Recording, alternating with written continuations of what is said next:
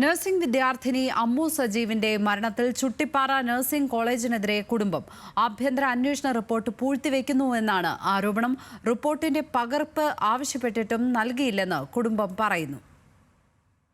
അമ്മു സജീവിന്റെ ആത്മഹത്യയ്ക്ക് പിന്നാലെ centre for professional and advanced studies ആഭ്യന്തര അന്വേഷണം നടത്തിയിരുന്നു. 10 ദിവസത്തിനുള്ളിൽ അന്വേഷണം നടത്തി റിപ്പോർട്ട് കൈമാറാനായിരുന്നു കോളേജിന്റെ നിർദ്ദേശം. എന്നാൽ റിപ്പോർട്ടിന്റെ ഉള്ളടക്കം തങ്ങളെ അറിയിക്കുന്നില്ലെന്നും കണ്ടെത്തലുകൾ എന്താണെന്ന് അറിയാനുള്ള അവകാശമുണ്ടെന്നും അച്ഛൻ സജീവ് പറഞ്ഞു. അന്വേഷണം നടക്കുകയാണെന്നാണ് പോലീസുകാർ പറയുന്നത്. DSP സാറൊക്കെ പറയുന്നത് അന്വേഷണം നടന്നുകൊണ്ടിരിക്കുകയാണ്, അത് ശരിയാവും എന്നൊക്കെയാണ് പറയുന്നത്. അതിൽ നമ്മൾ വിശ്വസിച്ചുകൊണ്ടിരിക്കുകയാണ്. അല്ല, അന്വേഷണം കഴിഞ്ഞ് റിപ്പോർട്ട് കൊടുത്തെന്നാണ് നമ്മൾ അറിയുന്നത്. ആ റിപ്പോർട്ട് പൂഴ്ത്തി വെച്ചേക്കാണ്, തരുന്നില്ല.